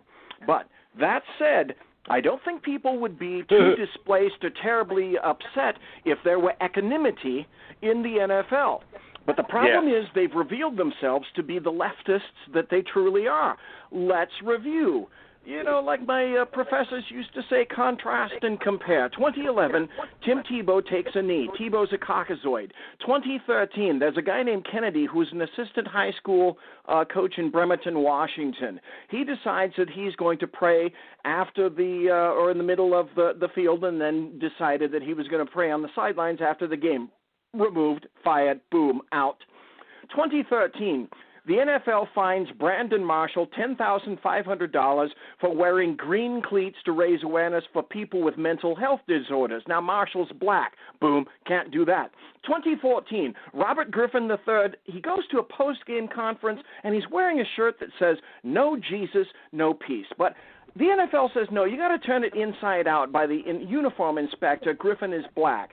Boom, 2015, DeAngelo Williams is fined $5,700 for wearing a Find the Cure eye black for breast cancer awareness. He's black. Boom. Fined. Can't do it. 2015, William Gay is fined $5,700 again for wearing purple cleats to raise awareness for domestic violence. Ooh, NFL, domestic violence. Gay is black. Boom. Fined $5,700. 2016, right in the old neck of the woods, the NFL prevents the Dallas Cowboys from wearing a little teeny weeny little weensy decal on their helmet in honor of the 5 slain Dallas PD officers that were killed right there in the line of duty that year, oddly enough, by a black guy. Boom, 2016, the NFL prevents and threatens to fine players like Avery Williamson who wanted to wear cleats to commemorate the 15th anniversary of 9/11. Williamson is black. So, if there were equanimity in the application of all of this stuff, I don't think people would mind so much. But let's state the obvious. The NFL is predominantly black. The NBA is predominantly black. 80 to 85%, I'd say, of roughly both. Well, the owners are in a conundrum right now. Are they going to sack up or are they going to be quiet? Because the players were saying, well, you know, we might be walking out. Well, there's going to be a big clash coming over this as well. The more you politicize everything, the more people are doing it right now. They're going, you know, this shit is discretionary cash, and I don't have to sit in front of the TV and watch the NFL on Sunday, and I don't have to renew my season tickets. So the biggest impact, guys, is not going to be right now, although the impact is huge, and they're deluding themselves if they think it's anything but what these players are doing or not doing. But the biggest impact is coming. You mentioned the ESPN, Dan. ESPN is bleeding 15,000 subscribers a week lost. Yes, that's why they can't afford the NFL. That's why they're going to have to end up getting rid of Monday Night Football. And unless these guys come around, my final comment to all of those guys in the NBA and the NFL is don't let the fucking door hit your ass on the way out. Here's the other funny thing. Leftists want to destroy the NFL. The bulk of these players are leftists, so they're allowing their philosophy to eliminate their very own game. How fucking stupid is that? Well, the answer is really fucking stupid. So I say, NFL, keep it up. NBA, keep it up. I've got much better things to do on Sundays and Mondays now. Thank you very much for pointing this out to my lack of expanse in my own personal life. For that, I thank you, NFL. Once again, to remind everybody, you are listening to the Sackheads Radio Show with a little bit different flavor to it tonight. I am Dan Butcher, a.k.a. the High Plains Pundit. We are broadcasting Sackheads live through the High Plains Pundit studio, so that's why things are a little bit different tonight. This is a lot of fun. I always enjoy doing this, and we're kind of doing tonight's show just kind of off the top of our heads, just kind of coming across some different things that are catching our eyes or coming to our attention. Guys, I want to bring this up, and I don't know how much you've talked about this on Sackheads, but, every single day now, it seems that we have another actor apologizing for an alleged sexual assault, an alleged something of this, an alleged something of that. We even had a lady accuse former President George H.W. Bush of sexual assault for touching her, and yada yada yada. Of course, we had Kevin Spacey, who apologized for an alleged sexual assault with a minor many, many years ago. And, of course, Kevin Spacey used that apology to come out to let everybody know, hey, you know what? I'm actually gay. So that's why this took place. We had Dustin Hoffman, of all people, come out today and apologize for some inappropriate comments and stuff that he made, many, many, many years ago. You notice how all of this is many years ago. All of a sudden people remember this. Oh, you know what? I remember that happened. Now, obviously, there's long been a lot of instances of sexual improprieties, sexual harassment in Hollywood. I think in all of this, I think the most tragic thing that is being ignored is, for many years, a former child actor by the name of Corey Feldman has been crying from the top of the mountain, talking about pedophilia and sexual assaults of underage actors in Hollywood by directors, producers, agents, etc. Of course, that actually was one of the things that led to the death of his best friend Corey Haim a few years ago. That led to Corey Haim's drug abuse, past sexual assaults and stuff. But for a long time, Corey Feldman was laughed at. He was scoffed at. Barbara Walters on The View actually scolded him for bringing up such nonsense and such unsubstantiated accusations, etc. And now it moves a little bit different twist. Let's bring former First Lady Michelle Obama into this, who actually said today that men are, quote, entitled and self-righteous because women protect them too much. So let me read this, and then I want to get your take on all of this, guys. Former First Lady Michelle Obama explained Wednesday at a summit in Chicago that she believes men are entitled and that women protect them too much. Speaking at the first Obama Foundation International Summit, Obama, one of the event's headliners, said that men are essentially babied and protected by women while women are raised to be strong. Quote, "It's like the problem in the world today is we love our boys and we raise our girls," Obama said. "We raise them to be strong, and sometimes we take care not to hurt men, and I think we pay for that a little bit. Y'all should get some friends," Obama joked, "and talk to each other, because that's the other thing women do. We straighten out each other on some things, our girlfriends." The former First Lady went on to say, "It's powerful to have strong men, but what does that strength mean? Does it mean respect? Does it mean responsibility? Does it mean compassion?" The former First Lady went on to question if women protect men to the point that they feel entitled and self-righteous. Michelle Obama said, quote, "Are we protecting our men too much so that they feel a little entitled and self-righteous sometimes? But that's kind of on us too as women and mothers as we nurture men and push girls to be perfect," Obama said. Now, you have to remember that earlier in the month, the former First Lady came under a lot of criticism when she suggested that Republicans are essentially all men and all white. Sean, I'll start with you, then we'll go to BZ. Well, couple different things about this. First and foremost, Michelle's just trying to run for the office of president in a few years, so she's trying to rally her female base. That's the only reason she's making a comment such like this. I think we definitely, I know very strong women in my life growing up. I know strong women. To suggest that the raising is different between a boy and a girl with children would be 100% accurate, but not how she says. You absolutely raise boys different than you raise girls. That's a reality, because they're just different people all the way around. Every child you raise is different. It's a cop-out statement. It means nothing. What's going on in Hollywood has been going on for years, and I hate to say it, it had been going on before that in every other workplace throughout the country, only because Hollywood had so much money and was so important. They were jaded, or shaded, I should say, from the change of like, hey, it's not okay to grab your secretary's ass when you walk by her like you could in the 60s, i.e. Mad Men.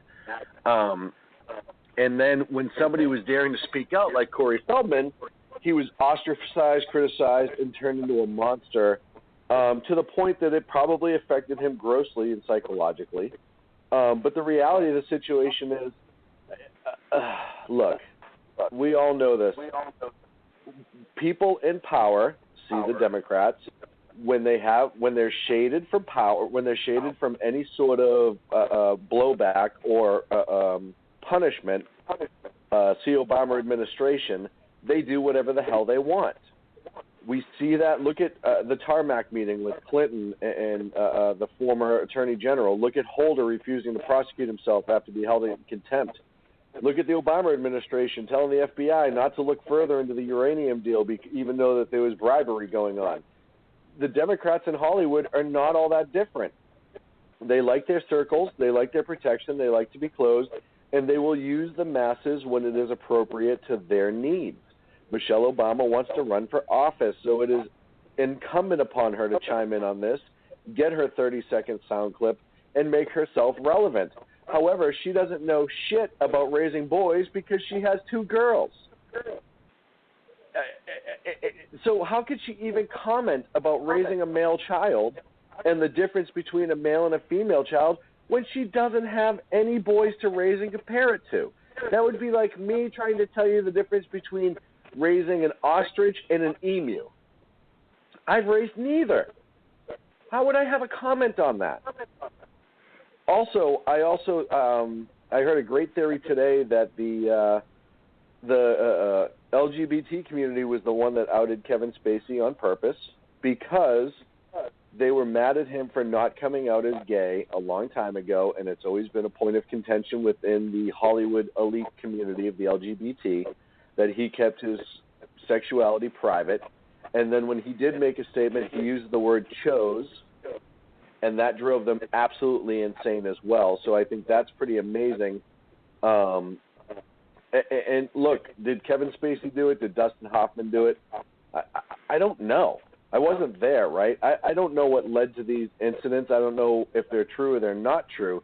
The simple fact of the matter is we know what has been happening in Hollywood for years. People have been talking about it quietly for years.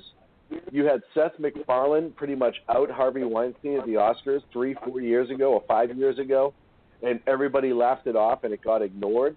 That's just, there's a reason the term casting couch exists, whether people want to admit it or not. But the simple fact of the matter is Democrats have run Hollywood for 45 years, and it's been allowed, and these people have been protected because of who they are. When we talk about due process in this country, and Mark, you talked about it in the last segment about terrorism, how the people in charge, until they're affected, they won't act. It was the same thing with Hollywood. Until the people in charge were affected or could be affected, nobody changed anything. And now people are outraged. Well, folks, stop going to see Hollywood films because that's Hollywood. Hollywood is the progressive left at its finest. And Michelle Obama is just using the gross part about this to me is if you really look into her statement, she is using the victims that are coming out now in Hollywood that has caused this whole conversation as a political step. And that's really what it comes down to, in my opinion. BZ? Wow. Okay, it's pot, meat kettle, meat black, and it's also about, which is why this is so deliciously joyous. It's like, who's getting hoisted on the petard of their own creation these days? That's why it's filled with buttery schadenfreude all over the place from left to right and all points in the middle. And for Michelle Obama to say that, oh, well, maybe we shouldn't be enabling these men.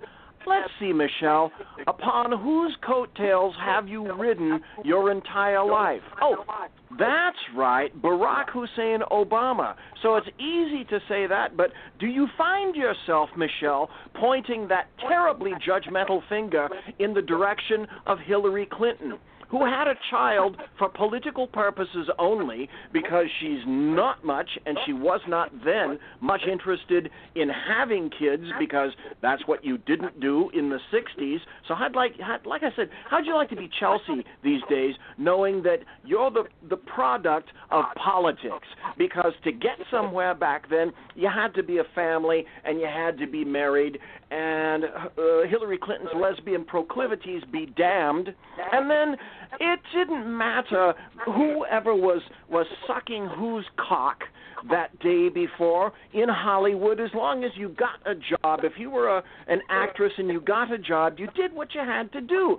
So it is with Hillary Clinton politically as well. So turn that focused like a laser beam umbrage upon Hillary Clinton, who didn't mind getting all the way and writing all those coattails about her husband, who was a rapist, a serial rapist, and a serial sexual assaulter and a serial sexual harasser.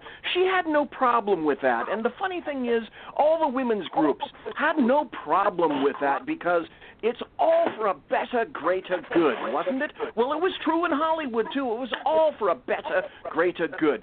Here's what everybody was waiting for in Hollywood. One courageous woman. And that's, did you notice? That's all it took.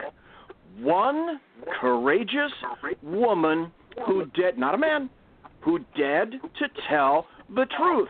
And once everybody, because trust me, everybody, all the rest of the women in Hollywood were going, well, I'm not going to do it. You're going to do it? No, I'm not going to do it. I'm waiting for somebody else. I'm going to wait for them to do it. When they do it, then maybe I can come out. But you think I'm going to jeopardize my job right now? I'm not going to jeopardize my job right now. So you had one courageous woman. That's all it took to bring that house of cards down. House of Cards. Get it? That's right. Kevin Spacey's deal, his shite deal, is all over now. Plus, if you watch House of Cards, Kevin Spacey gave a foreshadowing of this event. His character was a homosexual in college. Imagine that. Ars gratia artis. Life imitates art. Or is it art imitating life? I can never remember. Oh, once again, you're listening to a absolutely great edition of Sackheads Radio tonight. A little bit different since we're broadcasting from Sacramento through the great state of Texas out to everyone listening tonight. Real quick, before I get to the next article I want to discuss with you guys, I want to give a shout out because we haven't done this tonight. Shout out to everybody that's in the chat room. Besides myself, we have Mike. We have, of course, the one and only Sean Lewis. We have BZ. We have Kristen. We have Dave Mildner, a.k.a. the Unpleasant Blind Guy. Make sure you check out his latest show on SHR Media. And to the 3 viewers that are also in chat. Guys, this is you know what? I have a vision of BZ pacing back and forth now. Well, this one's going to really get him going. Well, listen, I carried a fire extinguisher around with each and every segment rant that I made because I was walking so rapidly on the carpet that my 1970s green and purple shag was starting to catch fire. Well, guess what, BZ? You're fixing to have to use that fire extinguisher with this story. So, great. This one comes to us courtesy of the DNC. Now, white men need not apply. That's the message from a Democratic National Committee data services manager currently on the hunt to fill multiple vacancies in the tech department. The political organization, which routinely makes grand statements about inclusion, recently sent an email to its employees looking to recruit people for 8 open slots, including an IT systems administrator, product manager, and chief security officer. Though the October 30th email says that the DNC is, quote, looking for a staff of diverse voices and life experiences, apparently it doesn't apply to white men. The DNC's data service manager, Madeline Leader, reportedly wrote in an email that the desire for diversity excludes, and this is a new term to me, cisgender, that's correct, cisgender, straight white males. Leader said, I personally would prefer that you not forward to cisgender straight white males as they are already in the majority. Now, cisgender is a term for people whose gender identity matches the sex they were assigned to at birth. Let me repeat that. Cisgender is a term for people whose gender identity matches the sex that they were assigned at birth. Quote, the email in question was not authorized by the DNC, nor was it authorized by senior leadership, DNC spokesman Michael Tyler said. All hiring decisions at the DC are made consistent with the DNC's commitment to equal employment opportunity in hiring an inclusive and talented staff that reflects the coalition of the Democratic Party, because our diversity is our greatest strength. Folks, Mr. Tyler's full of bullshit, because this is one of the most blatant examples of reverse discrimination that you can possibly get. BZ, you've got the fire extinguisher. I hear it starting up already. Your thoughts? Let's see. I basically have only one thought about this philosophy and others like it, and it consists of two words. It's a noun, a name, and it goes like this: Donald Trump. Bingo. Sean, your thoughts, I man? wonder how we got Donald Trump. I can't figure that one out. Sean, your thoughts, man? Sean, are you awake? Did we lose Sean? BZ, I still have you, right? Right, I'm still here. Hey, Sean, are you there? I think Sean went to sleep, BZ. I think we bored him to death. What's up with this? Oh, he'll call back, I'm sure. He's got another 15 minutes. He's not going to get off this early. Yeah, he hasn't. He has up. He hung up. We'll see if he calls back in here in a minute. Here is the thing. I put this, and I make this statement up, and people. I know people get tired of me preaching this, but progressives only use for all of you folks out there in the black community, the Hispanic community, anybody out there that believes that the progressives, the Democrats, the liberals are all one and the same now, have your best interest at heart, you are completely fooled.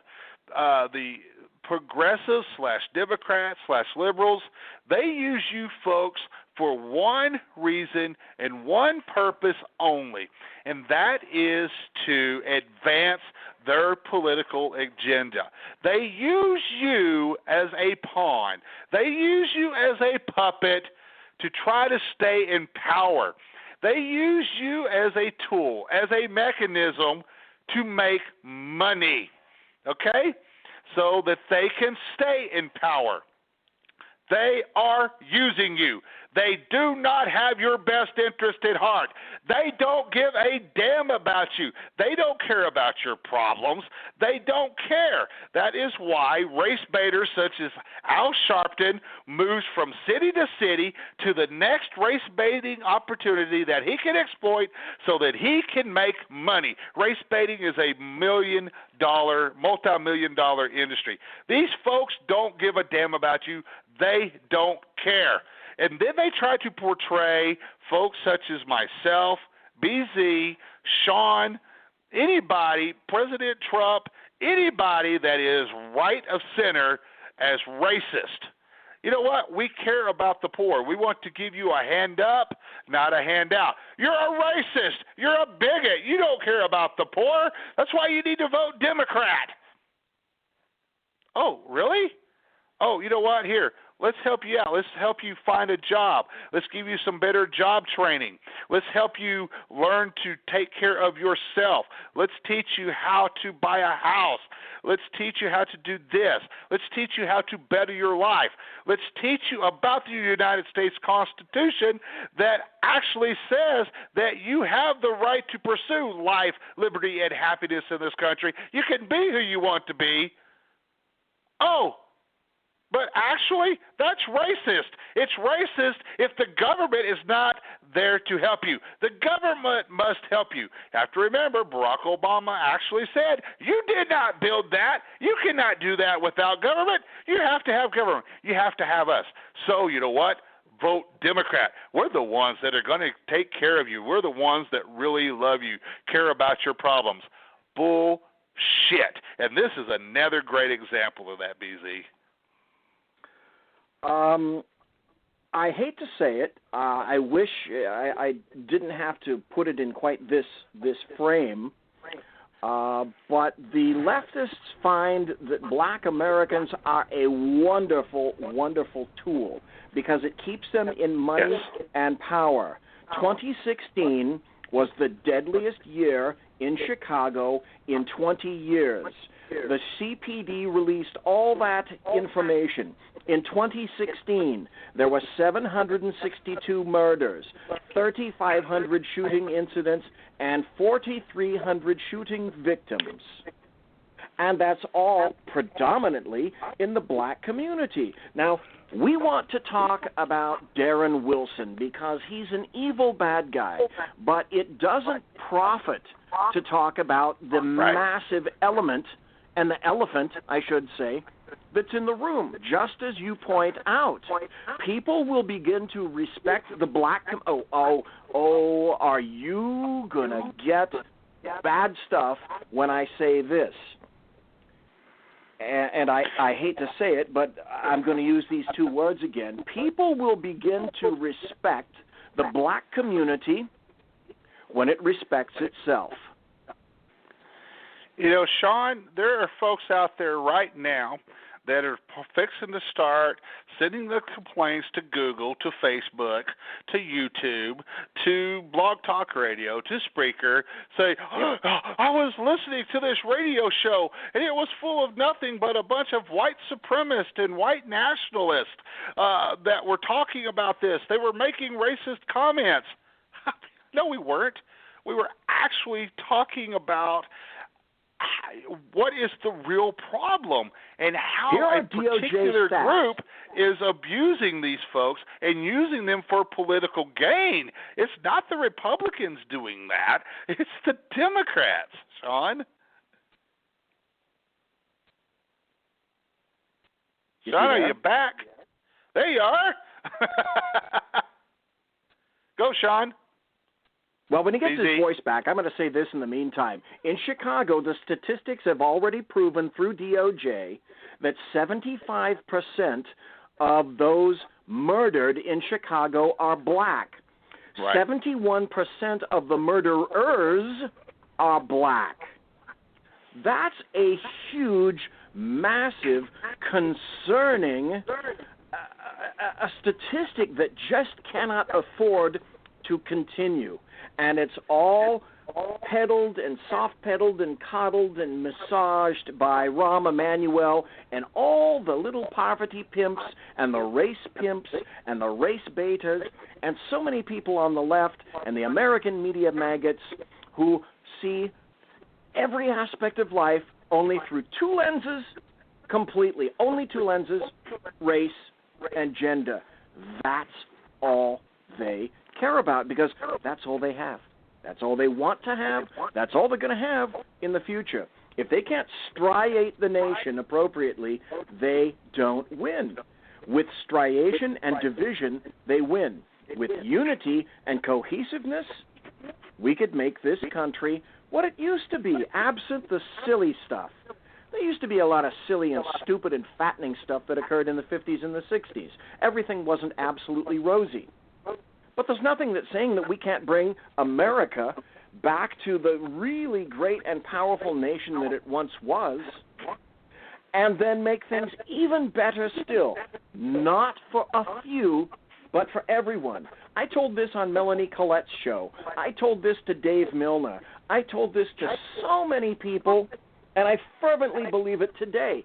And I don't know, in some country perhaps this would get me shot. Until everyone is equal, no one is equal.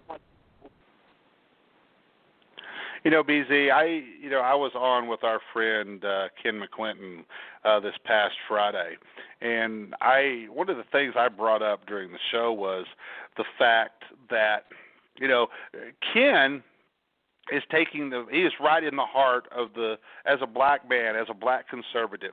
He's right in the heart. He's right in the middle of the battle, and he's at the front, on the front lines of the battle in the situation. I look at my lineup on the radio network portion of my news organization, which is How Police Talk Radio, and I look at the lineup and I go down and look at the absolutely diverse makeup of radio show hosts that I have, whether it be Hispanic like Bill Martinez or all of the great black hosts that I have on the show, such as Rod Eccles, such as Wayne Dupree, Melanie Collette.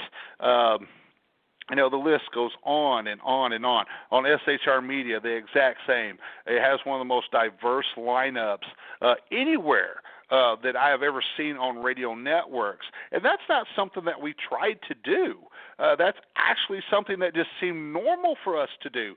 Great hosts bringing a very important message came to us and joined these networks so that they could have a platform to carry on the fight of bringing conservatism and bringing the message of hope and opportunity, life, liberty, and happiness to not only the black community, but to other minority communities, to the lower middle class, to some of the disadvantaged neighborhoods, etc. This isn't a black, white, Hispanic thing. This spreads across all demographics, the different challenges and stuff.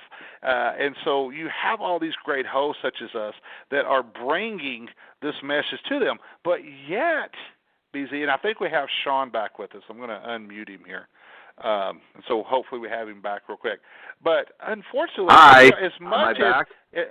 Yeah, you're back with us. And I want to get your comments real quick, Sean. But as much as, you and I and Sean might be demonized by the radical left, it's nothing compared to what our friends such as Ken McClinton, Melanie Collette, and a whole host, Shannon Wright and her husband, and a long host of other black conservatives or Hispanic conservatives such as Bill Martinez, the hate and persecution and stuff they face in the minority communities for what they're trying to do within the communities, trying to better it. Sean, your thoughts? Well, first and foremost, the DNC is doing an amazing job of what another group did in the 30s, which is you find a common enemy, you create lies and disproportionate information, you turn them into this evil entity, and then they become the reason for a major shift of power in the country. The DNC has just chosen men. White males have been chosen by the left now for the last 10 years as being the problem with this country no matter what within their party. The Germans did an amazing job of doing that with the Jews, and I say amazing as far as amazingly effective, not amazing that I was glad. But they absolutely targeted the Jews and told all of the people in Germany that the Jews were stealing their wealth and all of these other things. And they turned it into that common enemy that was able to get the Nazi Party to rise. They're doing the same thing with white males right now. For the DNC to come out and say white cisgender males need not apply, by the way, is an EOE violation because you cannot discriminate on somebody based on race and gender, and that's exactly what they are doing. So I am going to apply for every position that they have and then sue them individually when I'm not hired based on an EOE violation. By the way, that would be big government hosing them when the lawsuit wins, and it would win because they put it out there they will not hire white men. It doesn't matter what the qualifications are. And then if you are a white male, I encourage you not to apply ever again for the DNC or any other Democratic group, no matter what you vote, because they don't want you. They don't want you. And that's fine. They can not want you, but let them suffer the consequences from it. Look, this is the left. This is like I was saying about Michelle Obama earlier. This is what we say about the left all the fucking time. All they want is to be able to destroy the fabric of this nation, create common enemies, push untruths, and tell a lie over and over and over again and hope that it is an accepted truth. This is out of Bernays. This is out of the man who, Woodrow Wilson's propaganda minister, that was used by the Nazis in the 30s and 40s. You keep telling and saying the same things over and over and over again. It will be eventually an accepted truth, no matter how insane or bombastic it may seem. This is, once again, they do it with the president all the time.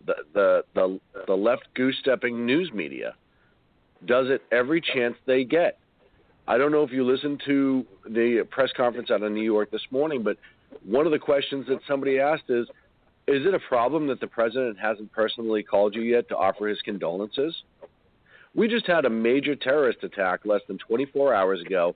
8 Americans are dead, and you're worried about a phone call. But every major federal agency that should be offering assistance has already offered, stepped up, and carried through.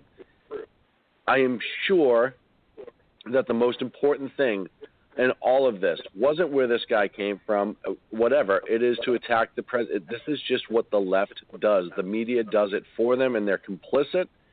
And the DNC, this is the same DNC who has all these ethical issues with the former computer guy for Debbie Wasserman Schultz. This is the DNC who we saw with what's-his-face during the election there, who absolutely targeted Bernie Sanders. This is the same DNC who's done all of these horrific things and targeted people, and nobody said shit about it. And now they're saying that white males do not apply, and nobody's standing up and saying, well, you can't do that. Sean, I'll sum it up this way. We got 3 minutes left. I'll sum it up this way. The Democrat Party, the progressives, they have no ideas. They have no solutions. They have no real policies. All they have are identity politics, and you can sum it up. If you want the greatest example of this is at the end of a press conference on Monday, after Donald Trump had been talking about his wanting to press tax reform and different things like that.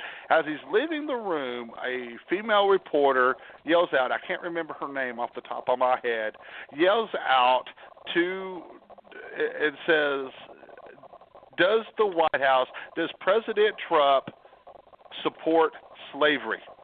Is the White House against slavery? Think about that. Are you kidding me? That's the type of stuff they're trying to do and trying to portray. Real quick, guys, closing comments before we got to get out of here. Well, number one, thanks for hosting, Dan. We really appreciate it. We're sending our internet service provider. Sackhead Sean and I both decided is not getting a Christmas card this year. I want to emphasize that you're not getting a Christmas card from SHR. So thank you, Dan.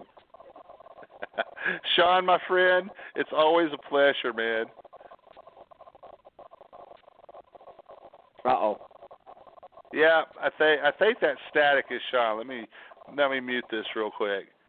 Yeah, static with Sean. His mic has given out on him, but at least we got him back in. BZ, my friend, it's been an absolute pleasure again tonight, and hopefully tomorrow night that you're going to be back on with your own show. And folks, it's time. We got to get out of here. You've been listening to a special broadcast of Sackheads Radio. I made the comment on Facebook that we were going to get the Sackheads on the air tonight, hell or high water, and we did it. We made it through it. Woo-hoo. We got Sean and we got BZ here tonight, and threw myself into the program a little bit.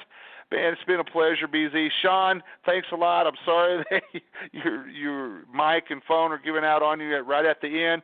Folks, I am Dan Butcher, a.k.a. the High Plains Pundit. I will be back on the air bright and early in the morning at 6 a.m. with High Plains Pundit's Pontifications. It's been Who great, needs BZ. sleep? It's overrated. That's where I'm heading to bed here in a few minutes.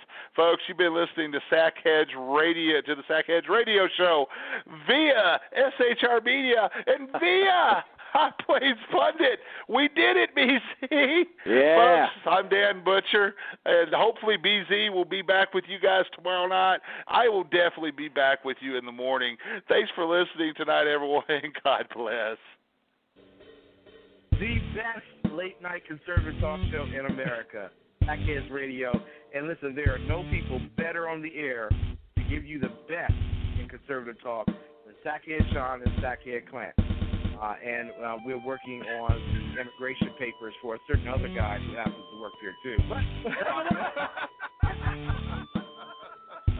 For those who are tuning in around the world to the best in late-night conservative talk, Sackheads Radio. Sack news. Sack news. Radio. Sack news. Sack news. Radio.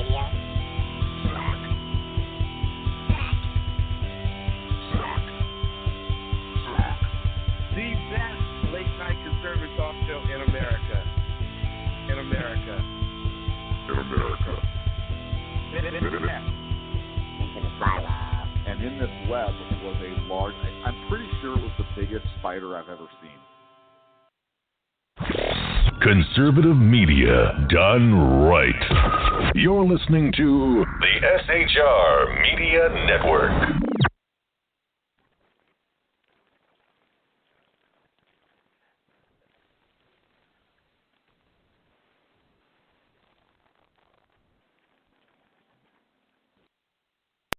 Hi, this is Maury Moreland Morrison, here to tell you Geico has more than just great savings. Much more. Yes, while Geico could help you rack up more moolah faster than you can say metamorphosis, they've also been the fastest growing auto insurer for more than 10 years. That's more like it. Furthermore, Geico has fast and friendly claim service. That might seem like an oxymoron, but it's not. All the more reason to say no other auto insurer has more than Geico. Geico. Expect great savings and a whole lot more.